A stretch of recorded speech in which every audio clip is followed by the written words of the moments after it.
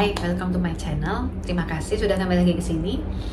Kali ini aku mau bahas suatu topik, tapi bukan tentang skincare ya. Ini aku mau bahas topik tentang psychology things. Jadi kayaknya sekarang kan orang udah pada aware ya sama mental health. Aku sendiri juga agak mempelajari sih, agak belajar, aku baca-baca. Jadi aku pengen sharing aja sih apa yang sudah aku pelajari, aku pengen sharing. Nah di sini konteksnya aku bukan sebagai psikolog ya, aku bukan psikolog, jadi aku bukan tenaga ahli profesional. Aku cuman nge-share apa yang aku pelajari. Jadi bisa jadi apa yang aku pelajari mungkin kurang tepat. Kalau kalian butuh bantuan, ada baiknya kan langsung ke konsul ke psikolog. Aku cuman nge-share apa yang aku pelajari aja, oke? Nah, aku tuh sebenarnya pengen bikin channel satu lagi yang khusus ngebahas tentang ini. Tapi kayaknya aku gak ada waktu buat ngurus 2 channel. Jadi aku akan masukin aja di sini beberapa. Aku gak akan bahas terlalu banyak sih kayaknya. Aku akan cuma bahas beberapa aja yang aku anggap penting-penting. Nanti aku bikin kayak subjudul sendiri.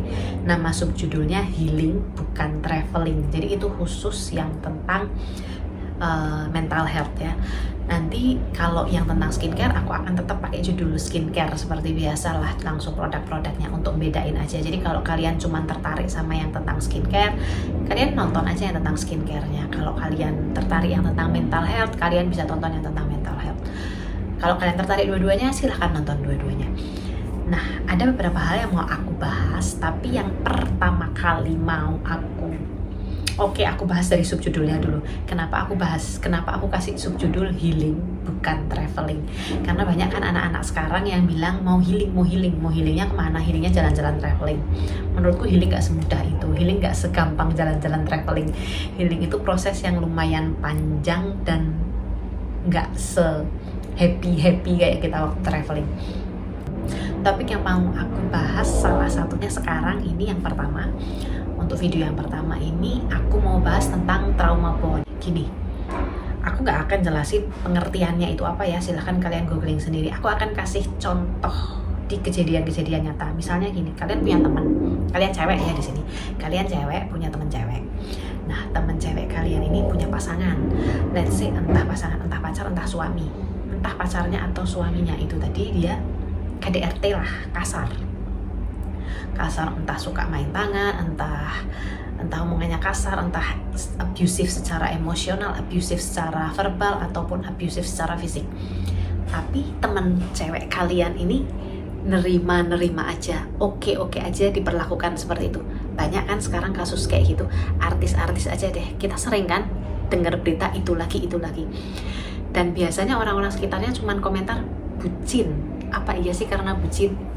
Sebenarnya ada lagi yang alasannya karena anak, karena faktor ekonomi, karena macam-macam lah alasannya. Sebenarnya ya kemungkinan besar itulah salah satu trauma bond. Trauma bond tuh kayak gitu. Jadi udah jelas disakitin, udah jelas diperlakukan gak baik, tapi dia tetap bertahan. Aku bilang salah satunya kemungkinan trauma bond ya, bukan berarti semua kasus yang seperti itu pasti trauma bond. Kemungkinan besar trauma bond. Nah, taunya dari mana? Gini, trauma bond itu kita lihat case itu tadi, orang yang mengalami itu tadi, orang yang mau aja tadi diperlakukan seperti itu, diperlakukan gak baik tapi tetap bertahan aja. Itu biasanya dia di masa kecil dia diperlakukan tidak baik juga oleh orang tuanya, atau dia melihat orang tuanya yang satu diperlakukan tidak baik oleh orang tuanya yang satunya. Jadi dia kayak terbiasa dengan kondisi itu. Makanya orang itu biasanya milih pasangan itu based on familiarity, bukan memilih pasangan yang terbaik, tapi memilih pasangan yang dia terasa familiar.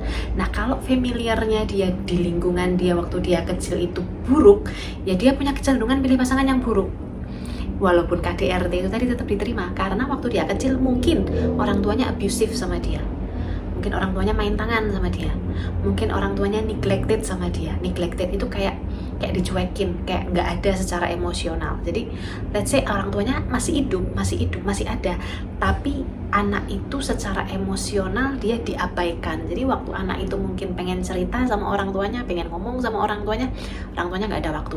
Entah karena dia sibuk, orang tuanya entah karena orang tuanya sibuk, entah karena orang tuanya let's say kerja terus, jarang di rumah, ataupun ada di rumah tapi sibuk kerja, atau ada di rumah tapi berantem, jadi ayahnya sama ibunya berantem, atau ada di rumah tapi alkoholik, minum-minum, kan dia absen, jadi untuk emosional anaknya dia nggak ada, dia nggak ready buat anaknya. Nah, anak yang seperti ini biasanya itu biasa nerima sesuatu yang kita katakan sebagai breadcrumb. Breadcrumb tuh kayak remahan. Remahan tuh kayak ada full cake, yang full cake yang full, ada breadcrumb, remahan. Ini anak yang kayak gini tuh dia biasa nerima breadcrumb dari orang tuanya. Let's say dia dikasih makan mungkin sama orang tuanya, tapi itu tadi orang tuanya main tangan sama dia, orang tuanya mengabaikan dia secara emosional, orang tuanya kasar sama dia. Nah, karena dia biasa nerima breadcrumb, jadi kayak kasih sayangnya orang tuanya tuh kayak kadang ada, kadang enggak, kadang ada, kadang enggak. Dia terbiasa diperlakukan seperti itu. Jadi dia familiar dengan hal seperti itu. Karena dia familiar dengan hal seperti itu, makanya waktu dia dewasa nanti, waktu dia punya pasangannya seperti itu, dia akan merasa itu familiar, nggak masalah buat dia.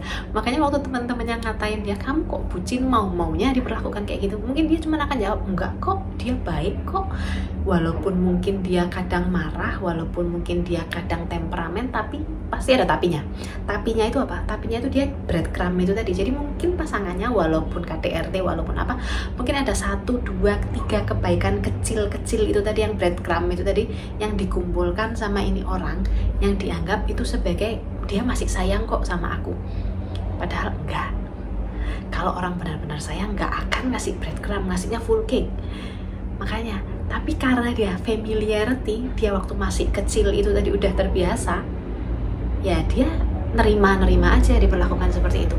Tapi mungkin kita yang sebagai temennya kesel ngelihatnya, kayak gimana sih ini orang udah jelas diperlakukan nggak baik, udah jelas dipukul, udah jelas gini, udah jelas gitu, kok masih mau aja seperti itu. Nah, kalau temennya kayak mungkin udah kesel ya ngasih tahu, diomongin tetep aja dia mau diperlakukan kayak gitu, itu ya memang karena itu trauma bond itu tadi, nggak bisa dikasih tahu, dibilangin gitu aja nggak bisa. Terus solusinya apa? Solusinya dia harus healing trauma bondnya itu tadi, dan causesnya, rootnya, akarnya itu ada di kejadian dia waktu masih kecil sama orang tuanya. Jadi kalau dia healing di trauma bond masa kecilnya itu tadi, otomatis nantinya dengan sendirinya dia nggak akan mau dikasih breadcrumb sama pasangannya. Dia bisa ninggalin pasangannya dengan syarat dia udah healing dulu inner child wound-nya itu tadi, masa kecilnya waktu dia diperlakukan gak baik sama orang tuanya. Nah, gimana caranya healing? Nanti aku akan bahas di video berikutnya, karena nggak mungkin aku langsung bahas semuanya sekaligus. Aku sendiri nggak tahu sih ini topik buat kalian menarik atau enggak, karena mungkin kalau di Indonesia aku lihat sih ada sih beberapa orang yang udah mulai bahas-bahas, tapi kayaknya nggak terlalu kan, karena kan kasus kayak gini banyak banget. Tapi banyak orang nggak sadar kan, orang cuma nganggapnya oh itu bucin, enggak, belum tentu itu bucin, kemungkinan besar itu trauma bond. Oke, ini gambaranku tentang trauma bond, ini gambaran kayak singkat aja ya, jadi kalian ada gambaran lah trauma bond itu contohnya kayak apa. Dari sini aku harap membuka wawasan buat kita semua, jadi lebih aware tentang mental health. Nanti kalau kalian berminat mungkin aku akan bahas tentang step-stepnya healing itu kayak apa. Bukan traveling ya, healing. Oke, sekian pembahasanku kali ini tentang trauma bond. Semoga memberikan manfaat. See you next time. Bye-bye.